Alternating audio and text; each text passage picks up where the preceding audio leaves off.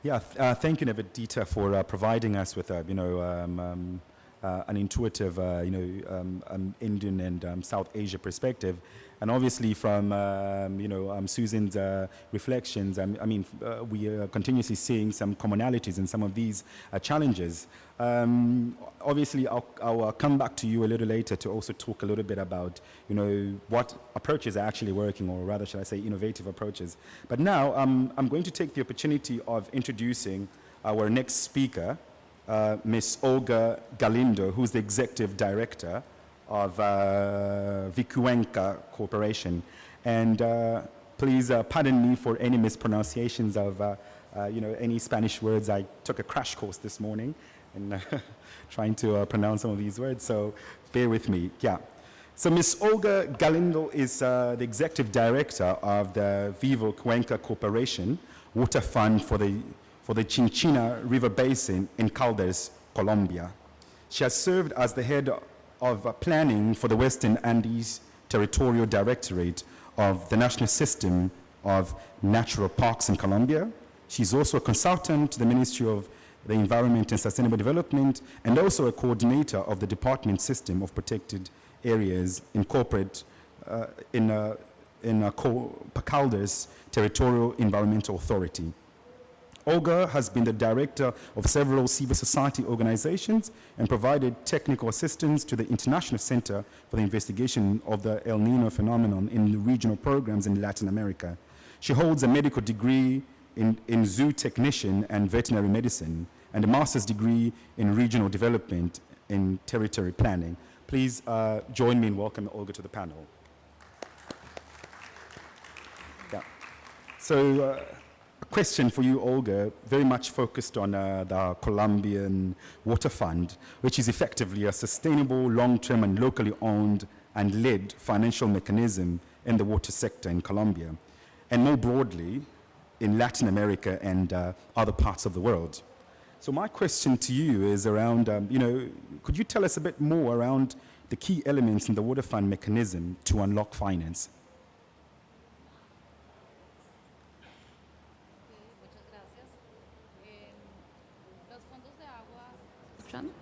¿Ahí escuchan? Sí.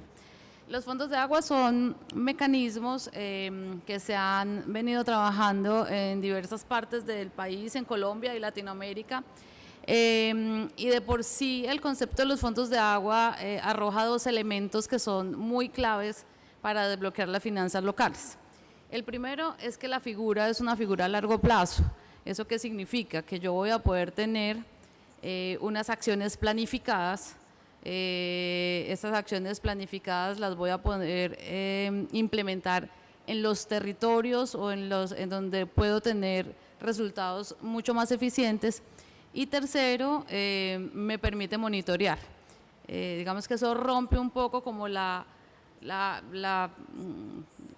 forma de ejecutar proyectos en los territorios, y es que tienen cortos periodos, y al tener cortos periodos pues es muy difícil que se puedan alcanzar los objetivos que se plantean. Eso es lo primero. Lo segundo es que los fondos de agua permiten que de los recursos que se colecten anualmente, que la base de esos recursos es base local. Nosotros tenemos un fondo de agua en la cuenca Río Chinchiná que tiene recursos de las entidades territoriales, de la autoridad ambiental, de las empresas generadoras de energía a partir de agua, de la empresa prestadora del servicio de acueducto y de otras organizaciones locales.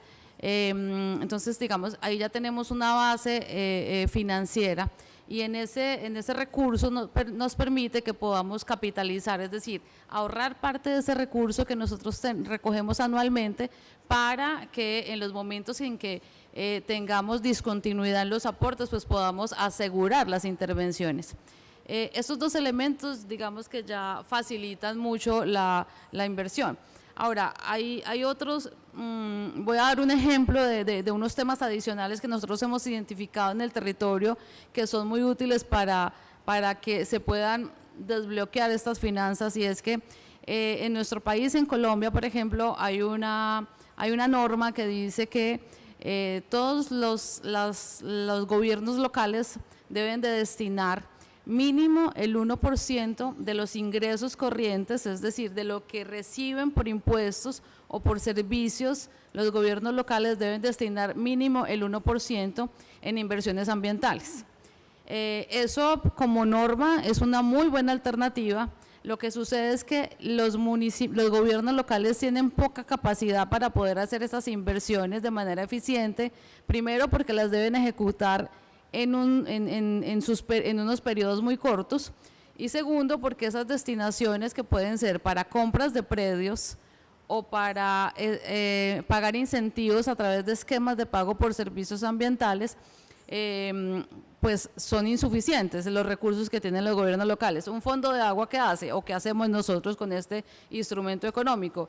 Recogemos los recursos que pueden ser del 1%, le sumamos los recursos que tenemos de los otros aportantes, por tanto ampliamos esa base, lo que significa que podemos ejecutar y comprar predios, por ejemplo, o destinar esos recursos a los esquemas de pago por servicios ambientales que tienen que, o que su esencia, digamos, es tener compromisos a largo plazo. Como hay muchos ejemplos que los fondos de agua pueden ayudar facilitan la aplicación de estos instrumentos económicos que son de los recursos locales, como por ejemplo las compensaciones por pérdida de biodiversidad, o por ejemplo las exenciones del impuesto predial por conservación, y así digamos, tenemos muchas oportunidades en el territorio, pero que su ejecución es muy difícil hacerla directamente desde estos gobiernos.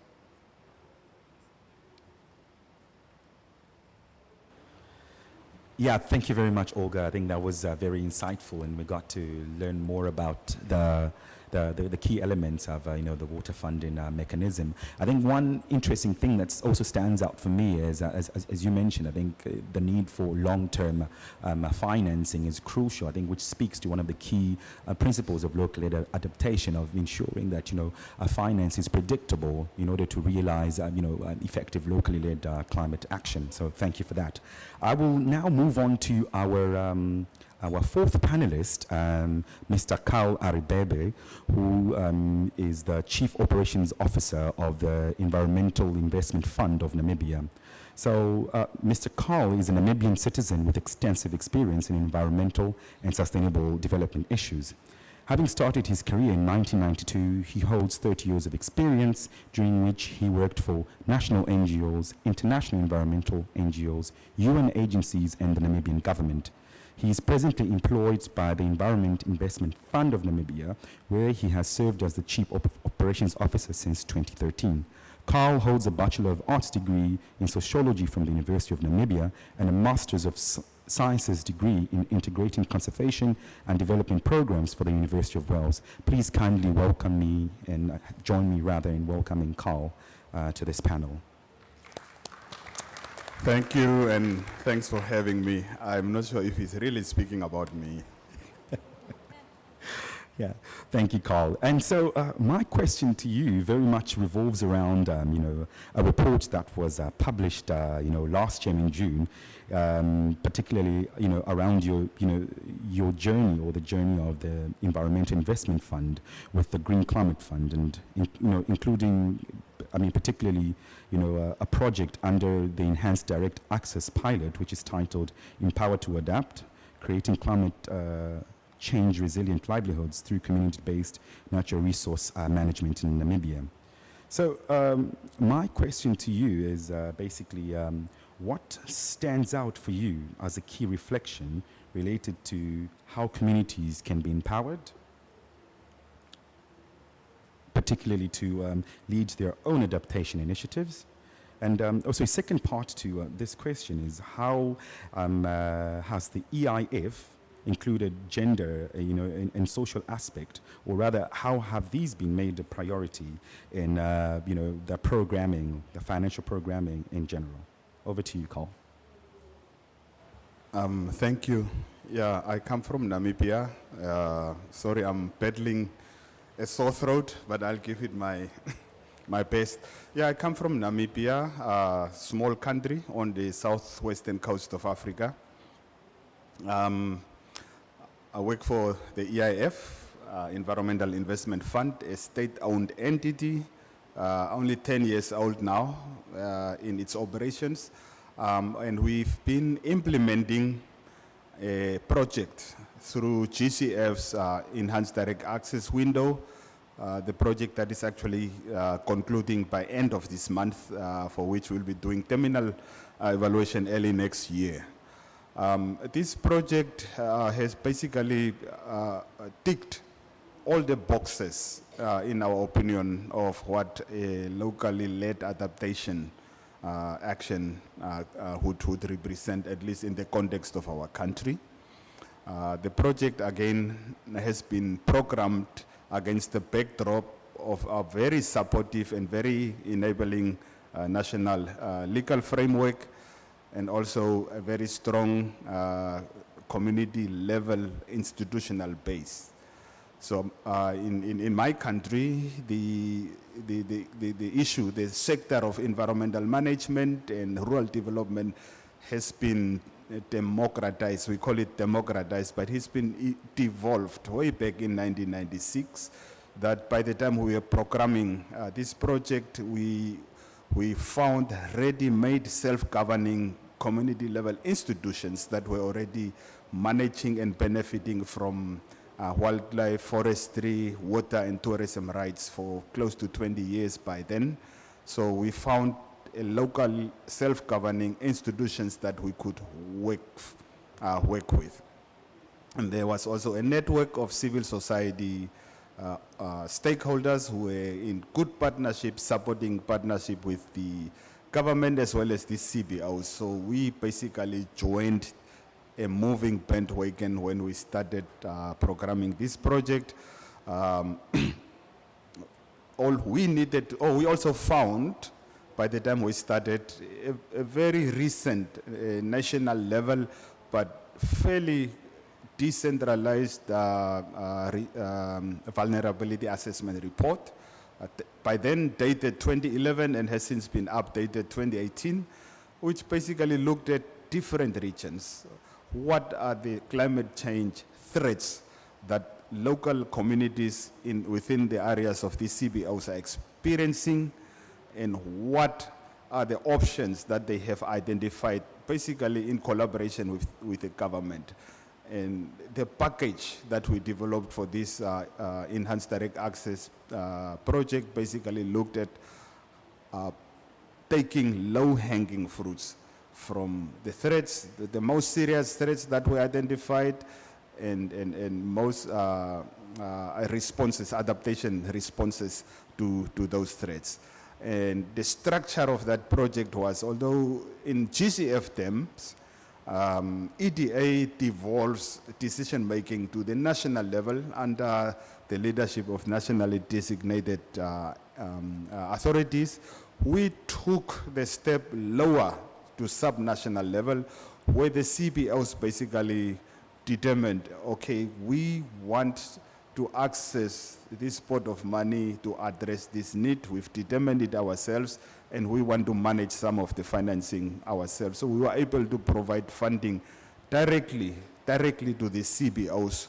Many of them surprisingly demonstrated enough capacity to receive, hold, and account for funding, while some needed a bit of a support from both our office, the government, and also civil society partners.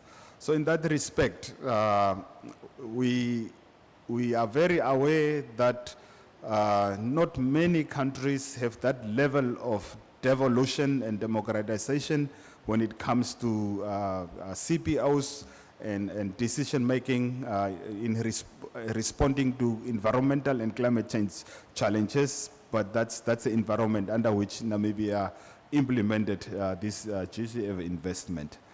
When it comes to gender responsiveness, we also collaborated very closely with University of Namibia, went out, basically look at these adaptation options that were identified in the vulnerability assessment report, but we took these options to the regions and then use the researchers and specialists from the university to interrogate the communities. How do these challenges affect, how do they unfold themselves from the gender perspective, and came up with a report called Gender, Natural Resources Management and Climate Change in Namibia, and concluded with a national level workshop, again working with the university, that was called Gender and Climate Change, and all this basically informed environmental investment funds, gender mainstreaming tools, which we find extremely useful in our programming in terms of factoring regional diversities, local diversities, cultural diversities, and challenges that are being experienced in local areas as we are trying to respond to threats of climate change in Namibia. So that's the journey that we have took, and that's also the journey that the report you referred to is seeking to address partially.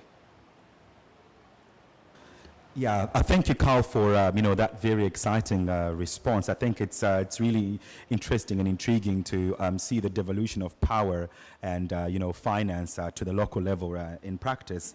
I very much appreciate how you went ahead to sort of clearly indicate that the devolution of power and finance goes beyond a participatory approach. Rather, it includes taking into account the needs of the local communities. I think you talked about how you had the CBOs indicate what their initial financial priorities were, and these were taken on board. And I think this was quite interesting, and it's good to see these kind of mechanisms. I think while we're still talking about more or less approaches that work, I would like to direct basically the next question to Nevadita. I think initially we spoke about what were some of the challenges with getting finance at a local level, but perhaps you could also go ahead and give us a sense of what approaches and mechanisms are actually working for getting finance to the local level. And if possible, you can also talk about how innovative some of these approaches are, also if possible. So over to you, Nevadita. Thanks, Samson. Slide. Can I? Okay. So, regarding the approaches and the mechanisms that have worked, as I was talking earlier, that in India we have this whole system of village development planning system, and every village institution is mandated to develop their own annual plans and allocate resources, which are hence approved later by the higher authorities for all the development interventions in the village. So this involves a whole lot of a step-by-step procedure to do that, and there are basically 5 steps involved in sort of formulating these development plans. So as you can see, the first step, which is on the creation of environment, wherein what we do is that the village communities across all sections, in fact, all the vulnerable communities, be it women section or the elderly, the disabled, children, and the poor and vulnerable, all the communities come together, and they sort of assess the needs of the village and look at what is required in terms of development from a climate and a disaster lens. So that kind of thing, their own self-development, self-village development planning starts from there, and they also try to see what kind of resources they will need to sort of cater to these kind of development interventions. The second step is a situational analysis, wherein the communities themselves do this hazard, risk, vulnerability and capacity assessment to identify the risks, the kind of climate risks that their villages are facing, so that they are able to again plan development interventions in a way that are resilient and also allocate resources. The third is, of course, what are the needs, the prioritization of the needs and the needs of the communities, basically, that is done, wherein the capacity enhancement takes place, and how the communities can reduce their vulnerabilities, those kind of things are identified, and the development interventions are prioritized by the communities themselves. The fourth and the most important step is identifying the resources. What kind of resources are needed for this kind of climate and disaster resilient development interventions at the village level, wherein, and there are variety of, I would say there are a range of sources of these resources in India. There is the State Finance Commission, from where the village village development they get the funds. They also generate their own funds by maintaining the water bodies or the plantation area, which is called as own source revenue. And there are other corporate social responsibility schemes as well, from where these village development institutions can mobilize or leverage funds for the village development. So on the basis of this, so it's like a bottom-up approach wherein they assess their own risk at the village level, they plan the development interventions, and then the allocation of funds are also done in that way, and then the funds are hence approved by the higher authorities. So it's this is what one of the mechanisms that we have promoted in one of the states in India, that is called as Uttar Pradesh, which is in the northern region of the country, wherein we have tried to integrate climate change adaptation and disaster risk reduction in the village development planning processes. So this is how we have seen that this model now is being increasingly adopted by all the other states as well in India, wherein the development at the village level is being looked at from the disaster and climate lens,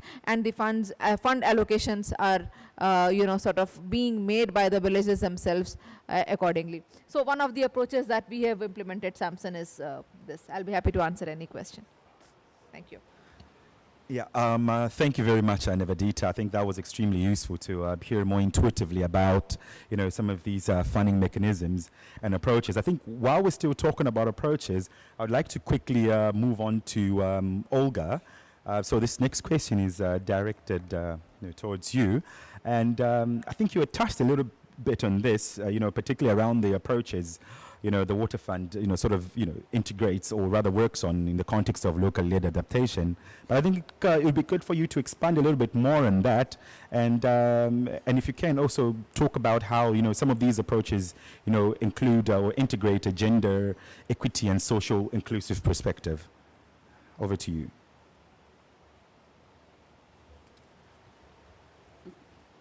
Gracias. Yo primero quisiera hacer énfasis en algo, y es que nuestro fondo de agua tiene una característica particular, y es que tenemos como ámbito geográfico la cuenca hidrográfica. Al tener como ámbito geográfico la cuenca hidrográfica, significa que tenemos total coherencia con el instrumento de planificación que se define para la cuenca por norma. En el país debemos de tener un instrumento de planificación que se llama Plan de Ordenación y Manejo de la Cuenca Hidrográfica. Entonces nuestras actuaciones todas tienen un enfoque hacia este instrumento de planificación. Digamos que ese es el instrumento que nos direcciona. Lo segundo que me parece que es importante que destaquemos es que nuestra experiencia se deriva de la conformación de un esquema de gobernanza que venimos trabajando en el territorio desde hace más o menos unos 10 años. Este esquema de gobernanza que se llama Pactos por la Cuenca del Río Chinchiná está conformado, está representado por los diversos sectores del territorio. Allí está el sector privado, allí está el sector público, están las organizaciones locales, están las organizaciones nacionales, están organizaciones internacionales. Y este esquema de gobernanza derivó en este instrumento financiero que es el Fondo de Agua, que soporta entonces las decisiones o los acuerdos a los que se llegan en Pactos por la Cuenca, que es como el escenario de discusión del cómo debemos implementar y cómo nos ponemos de acuerdo para llevar a cabo tareas conjuntas en el territorio. Entonces, digamos que hay un primer elemento de inclusión alrededor de nuestro ejercicio. Lo tercero que yo quisiera destacar es que nuestras intervenciones, nosotros somos un fondo de agua, pero nuestras intervenciones no están supeditadas a acciones de restauración, por ejemplo, es decir, no se refiere solo a que estemos sembrando árboles. Nosotros tenemos un componente que llamamos compromiso ciudadano e institucional con la sostenibilidad del territorio, y allí, entre otras actividades, lo que hacemos es que trabajamos mucho con comunidades, con sociedad civil, con dos, digamos, líneas de trabajo. Una es generándoles capacidades, haciendo transferencia de conocimientos de la norma ambiental, de los mecanismos de participación. Y segundo, mejorar esa capacidad de incidencia en el territorio. Esto lo hacemos a través de diversas estrategias. Por ejemplo, tenemos una estrategia que son los viveros comunitarios. Nosotros todo el material o la mayoría del material que sembramos tratamos de que provenga de los viveros que nosotros mismos estamos promoviendo. Estos viveros pueden ser de una organización o de una asociación, o pueden ser de alguna persona, pero pues que habita en el territorio, de campesinos que habitan en el territorio de la cuenca. Y eso, además de que se convierte en una opción financiera o económica para esta persona o para esta asociación, pues nos ayuda a que todos entendamos de que debemos de ser corresponsables de las acciones sobre el territorio. Eso para nosotros es muy importante. Tenemos otro mecanismo que recién estamos implementando, que se llama Conexión Bosque. Conexión Bosque pretende conectar a una empresa privada o a una empresa que financia, hace de padrino de un bosque, nos entrega un dinero para un apadrinamiento de un cierto número de árboles. Nosotros desde Vivocuenca hacemos un aporte similar o mayor a ese aporte que estamos recibiendo de esta empresa. Y además de que hacemos entonces todo lo que significa la siembra y el mantenimiento de estos árboles, vinculamos a una comunidad, vinculamos a un colectivo ambiental. Este colectivo ambiental adquiere una responsabilidad con nosotros, no con el territorio, y esa responsabilidad es de hacer guardián de ese bosque que sembramos con los recursos que nos están entregando. Ellos entonces se hacen cargo de hacer el seguimiento de los árboles que se siembran, en hacer el monitoreo, determinar cuál es la mortalidad, determinar en dónde se deben hacer resiembras. Es decir, ellos van a ser como esos guardianes de este ejercicio. Y un tercero que me gustaría destacar es que venimos trabajando con varias comunidades tratando de avanzar hacia lo que es el monitoreo comunitario, que ellos sean quienes estén colectando la información en territorio, que brinda los datos que nos permitan a nosotros determinar si las acciones que nosotros estamos implementando en realidad están siendo efectivas en términos de que estoy mejorando el recurso hídrico, de que estoy mejorando la biodiversidad a través de mejorar conectividad, y de que estoy mejorando además calidad de vida porque estoy mejorando los servicios ecosistémicos que necesitamos o que tenemos en el territorio. Entonces estas comunidades se están preparando para eso. Por ahora tenemos grupos de observadores de aves, tenemos grupos que se están capacitando en identificar macroinvertebrados, por ejemplo, como indicadores de calidad de agua. Y así lo que queremos es ir ampliando estos grupos o esta información que ellos nos van a ir entregando, y ampliando esta participación de estas comunidades de manera que ellos sean quienes a nosotros nos estén brindando la información. Y eso vuelve y juega, vuelve a ser un elemento que les permite hacerse responsables de su territorio, no solamente sujetos de derechos, sino también sujetos de obligaciones ambientales en su territorio. Thank you, Olga, for those, kind of insightful, details to, some of the approaches of incorporating locally led, action in, in terms of the water funds approaches. And so, I think, what, strikes me is that it's actually, very much a multi-stakeholder process, and so many moving parts in order to realize locally led climate action. And it's, I think it's very interesting that you touched on a number of these things, and particularly how, it accounts or integrates, key issues around gender and social inclusion. And now, while we're still talking about the approaches, I think I'll move on quickly to Susan. My question is around, it would be interesting if you could give us perhaps one inspiring example of, how finance, is channeled to the local level. Thank you.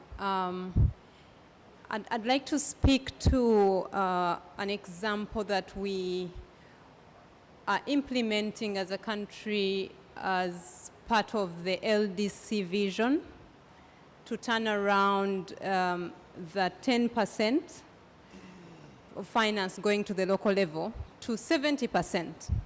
An ambitious goal, right? So the Least Developed Country Initiative for Effective Adaptation and Resilience, LIFE-AR, is an initiative of the LDC that is being piloted in 6 countries to achieve that goal. So in Uganda, we are implementing it, and it is taking on the whole of society approach, really a good example of integrating the locally led adaptation principles. What we are at the early stages, early phases of implementing this, and it is for now a 10-year initiative where we know, or the finance is predictable. The design that is being undertaken is involving academia, government at the central level, and civil society. We still have the challenge of bringing private sector on board, especially at this design stage, but we think that as we roll out and reach the level of investments, they'll be incentivized to be a part of the process. And so it's being, the government has chosen to use the decentralized climate fund mechanism. And I'm happy to hear that it is working very well in the Namibia. So again, for us in our country also, we have a decentralized system. It may not be working as well as it was for you in Namibia, but this mechanism is triggering the same to deliver finance. And so far, the design is to bring on board the 4 core elements of the fund mechanism, which is looking at the planning stage that brings on board the women, the youth, the persons with disability, everybody at the front lines to bring the ideas of what investments are needed and are of priority for funding. And it has the component of knowledge and risks, which equally integrates the risk assessments as well as building capacities for the stakeholders at the local level to engage very actively in identifying these priorities. And the priorities are not really going at the household level, but we're looking at public goods that help support building the resilience of the communities where they work. And importantly is an element of monitoring, evaluation, and learning that engages everybody within the communities. And so where we are now as a country is that through a very elaborate process that involved an objective criteria, we've identified 12 districts, 12 local governments where this is going to be piloted. And we are moving into a stage of building the capacities of the local government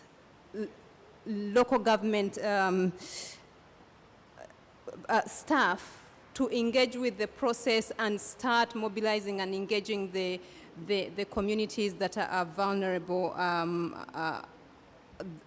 based on this assessment. So while we might be at the beginning phase, I really see that our example is linked with Carl's example of Namibia.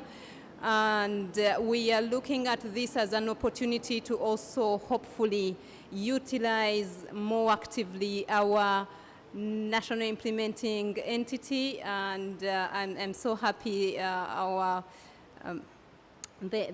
the official that helped our government to get this accreditation has walked into this room, and you're welcome, James. to this session. Thank you. Thank you, Susan. I think that was very, very interesting, and it's also very nice to learn that there are potential synergies and commonalities with some of the work that the EIF are doing, and I think this also continuously speaks to some of the principles of local-led adaptation, and specifically around collaboration and learning, and obviously there are opportunities to learn and to kind of reinforce our understanding of local-led climate action. I'll actually quickly turn to Carl. To talk a bit more, about the EIF and specifically, during the pandemic, your organization set up, the Conservation Relief Recovery and Resilient Facility to aggregate contributions from a broad range of actors to invest in community-based resilience. Now, it'd be nice for you if you could, kind of reflect on this step to act as an aggregator of funds for basically the impact and how a locally led approach was possible through governance structures that the EIF would have set up. Yeah, thank you. Yes, CRRF, as we called it at home, it was really a very transformative response that EIF has initiated. I had to, in the interest of time, be very conservative with my description of the sheer size, impact, and the success of Namibia's National Community-Based Natural Resources Management Program. It's a program that has established very strong CBO foundation in the most remote areas, 83 CBOs registered, and with all humility, Namibian government way back in 1996 took a decision that we do the government structures decentralization up to constituencies and villages level.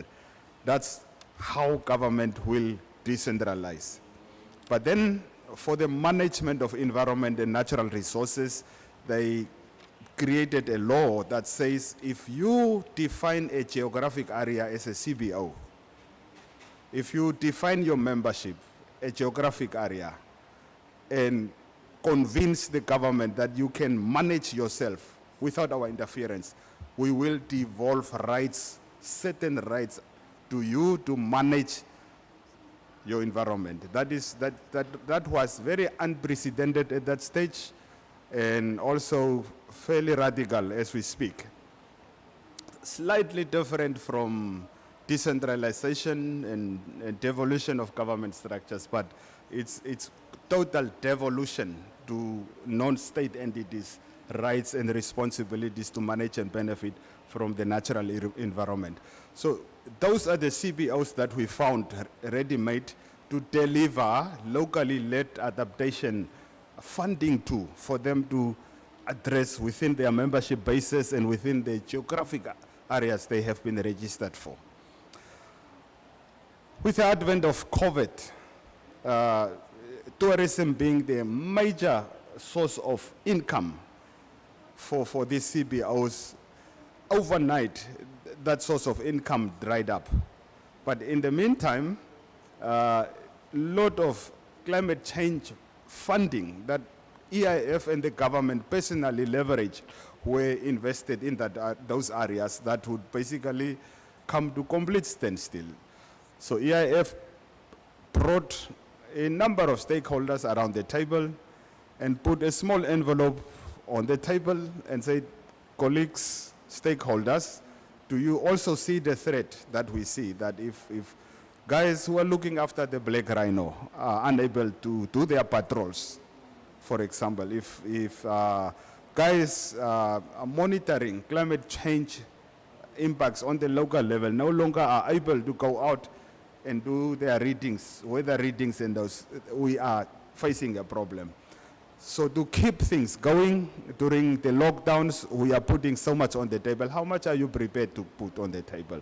So many stakeholders used the EIF's leverage and put quite a substantial amount of resources on the table that kept the program going during those difficult times, protected the investments that were leveraged through various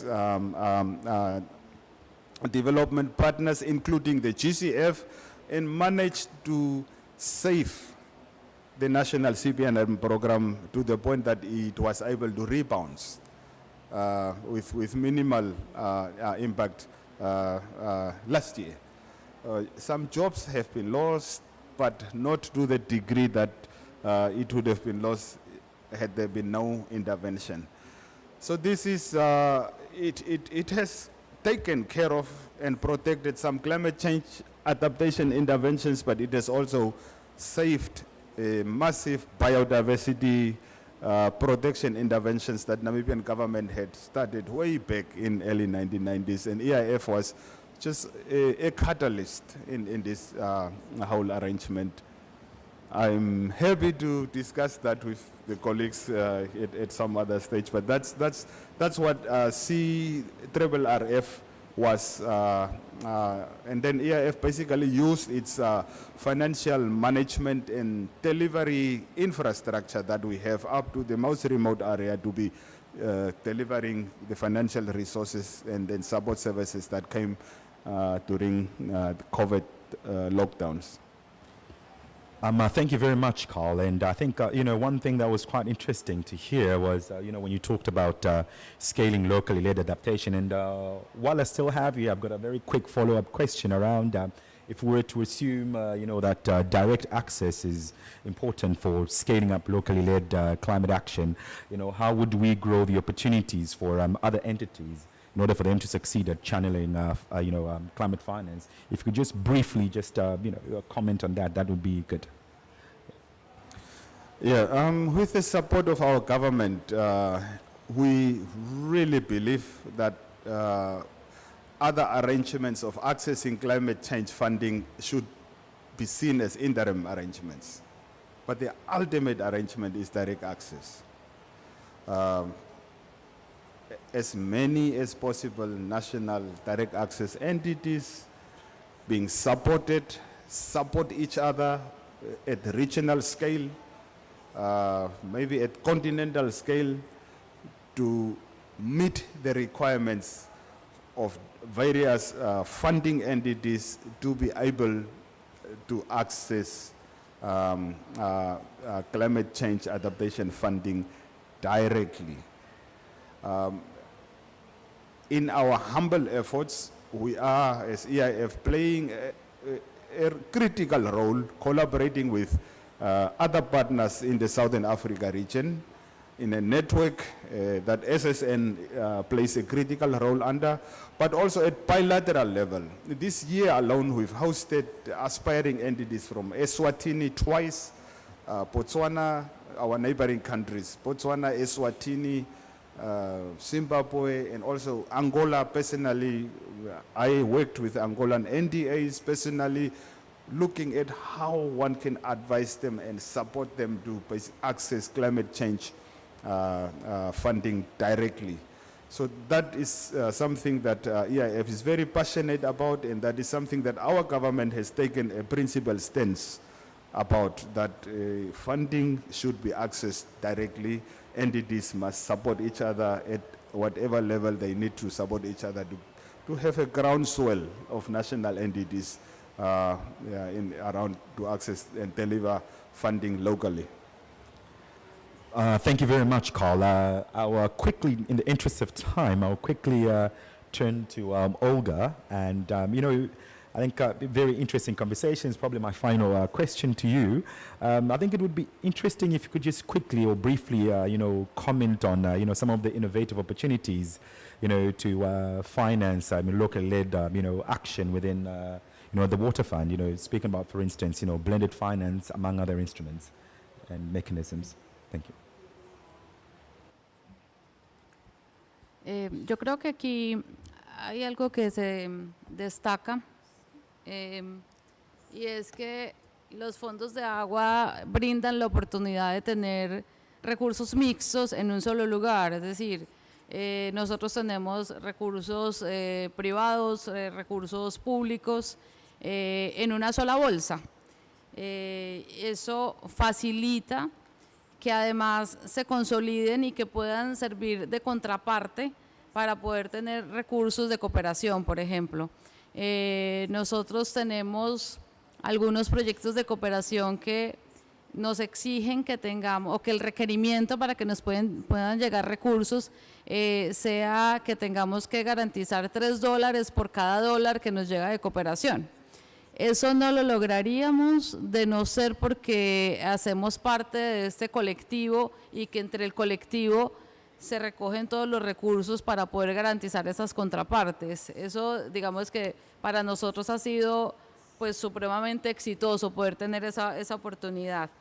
Creo que también tener a la comunidad como aportante en especie, siendo, como les decía previamente, como corresponsables de las actividades en el territorio. Esto también se convierte en un escenario que genera confianza frente a posibles inversiones adicionales o inversionistas adicionales para nuestro fondo de agua. Yo creo que hay elementos que pueden ser muy innovadores al respecto. Y por último, yo destacaría, y también lo mencioné previamente, la posibilidad que tienen los fondos de agua de operar recursos que provienen de instrumentos económicos existentes, pero que su operación es muy compleja.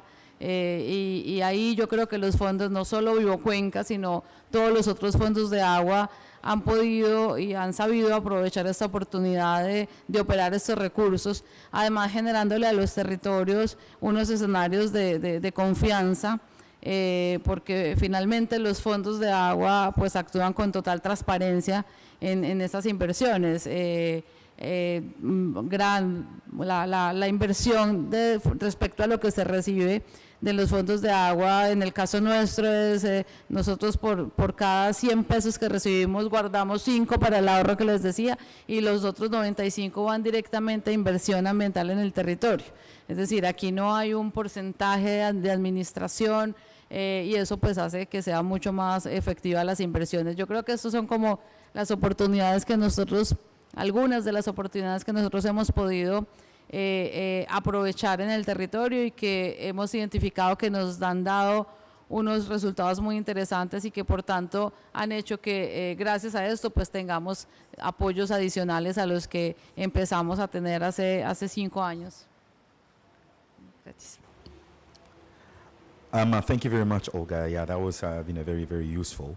I'll quickly turn to Nivedita, and my final question to you is essentially, what would you like to see from the donor community, from government, and from the private sector, in as far as finance for local-led climate action is involved? If you can just provide a 30 to 60-second response, that would be good. Sure. Thanks, Samson. So, one of the things that we expect or we want from the private sector in India basically is that the private sector needs to understand how they can support the resilience and the adaptation agenda.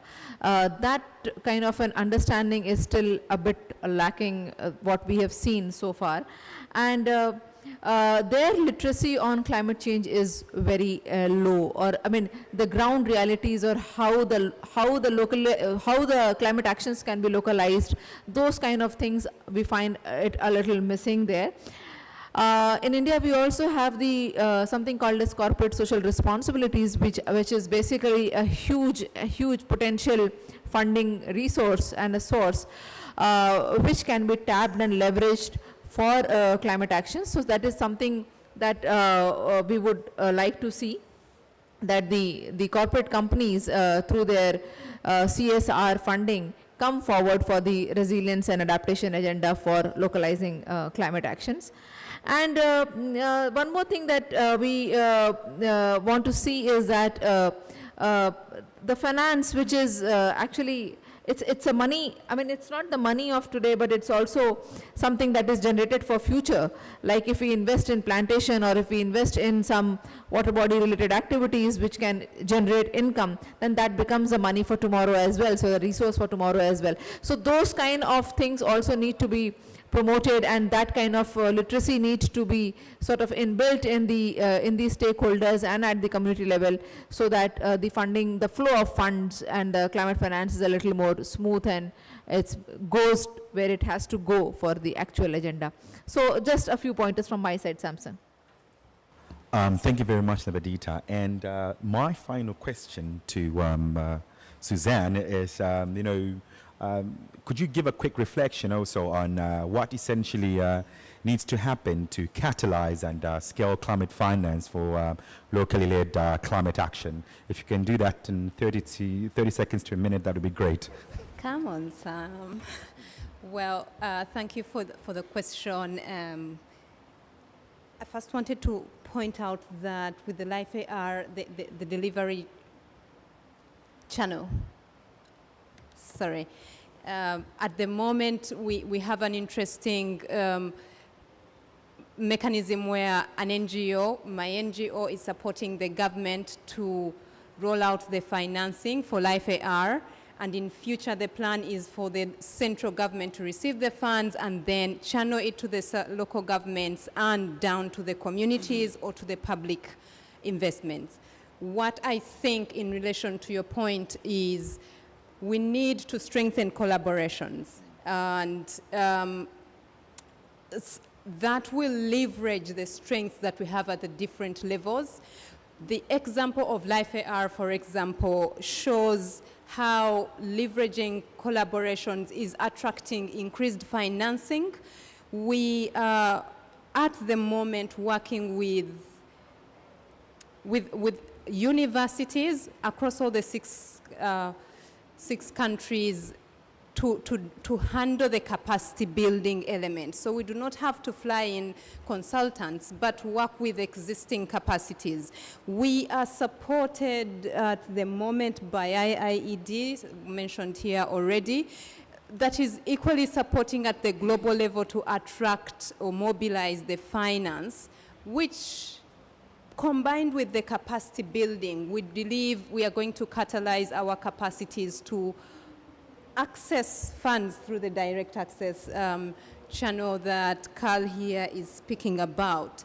But bringing on board the communities that are on the ground, this collaboration does help build that journey of their strengthening their capacities in financial management, in reporting, communications, etc. So working in silos will not work going forward. But I want to speak to the issue of the political decisions that we should expect from this place. For example, the finance should be increased.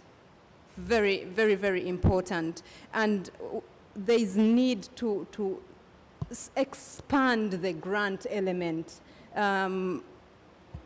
At least in the initial stages, we should see a lot more financing that is targeting adaptation. And if we can meet the 50% target that was already agreed to, that will be important. But very, very important, Simon.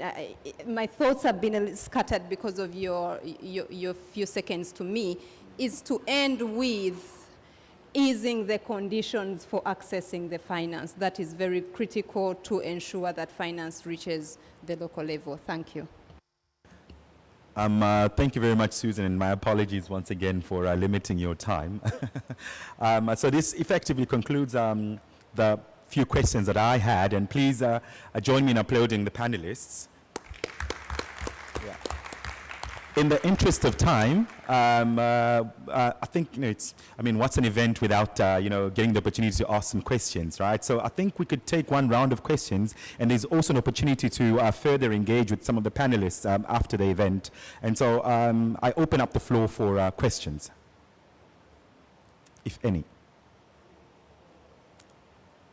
Yes.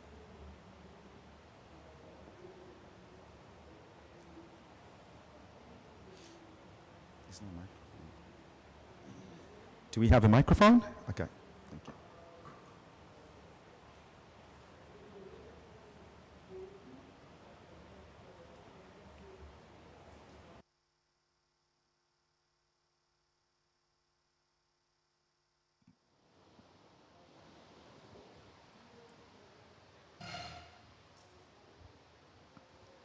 Thank you so much to all of you for being here.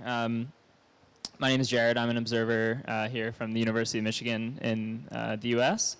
So I was curious to hear, and this is for anyone on the panel, if you feel that paternalistic questions of how effectively local communities will use climate funds are significant barriers to getting these funds out at the local level.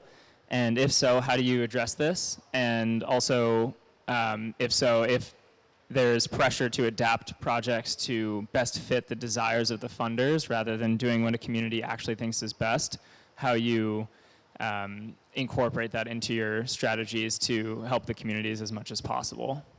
Or have the communities be able to help themselves as much as possible.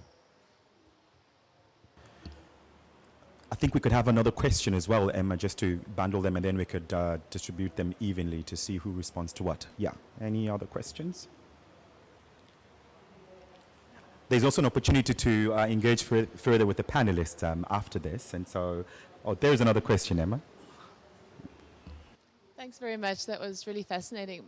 My question is for Carl, I think, but I think it also relates to everyone else. I was interested in your reference to CBNRM in Namibia. And I think one of our lessons from many decades there was some of the challenges around governance of communal resources in particular. So I'm interested in how those lessons have evolved and what happens when finance gets put into that equation as well. And if you have any thoughts on that, thanks. Thank you very much. Perhaps we could, take some time to respond to that. Perhaps that's last question. Carl, would you want to take a stab at it? Yeah. Okay, yeah, I'll take that one. Through our investment, working with the government, we are able to place these CBOs on a continuum. Some with very high levels of skill and capacity and ability to run their own affairs, who actually needed to be left alone about 10 years ago, but still being handheld. And some who had so much turnover at the leadership level for so many reasons that needed to be stabilized. And then some where there were just too much issues of impunity because of people getting away with a few transgressions, and others who really meant well but who will never have the capacity to run their own affairs in my lifetime, like where the San and the Himba are involved because of historical lack of access to education and their choice to live the way they want. So we were able to separate apples from oranges and basically tailor our support accordingly. Where they were effectively non-compliant, one of the funding requirements was they need to be compliant with the ministry's compliance requirements, which mostly had to do with financial management rights. There was only one case out of 33 that an obligation was disqualified on that basis. But many of them, we were able to address governance issues. I don't want the world to single out CBOs for financial misdemeanors. The corporates are also not innocent with all the resources and expertise that they have. Thank you very much, Carl. I must admit that we got a little carried away. I mean, this is how passionate we are around local-led, climate action, and I believe we're sort of running out of time. But the gentleman from the University of Michigan, I think we could also take this conversation, after we conclude this event and discuss a little bit further. I think Carl would also be in a good position to, respond, to your question, right? And so I would like to move on to, basically a very quick reflection and some key recommendations from Dr. Shiraz Waji, who's also the president of the Gorakpa Environmental Action Group, who are also the co-hosts of this event. Over to you, Dr. Shiraz.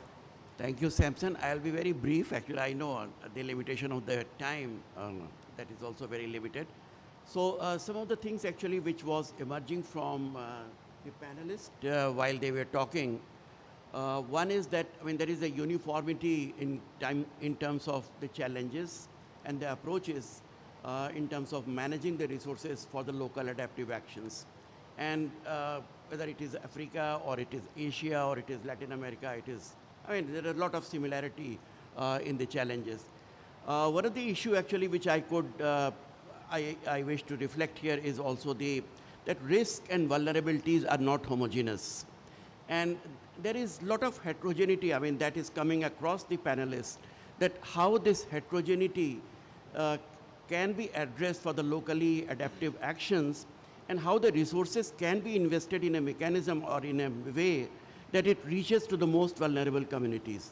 Vulnerable in terms of spatial location, gender, class, socioeconomic class, age, and so on. So that is also very important, which is coming again and again.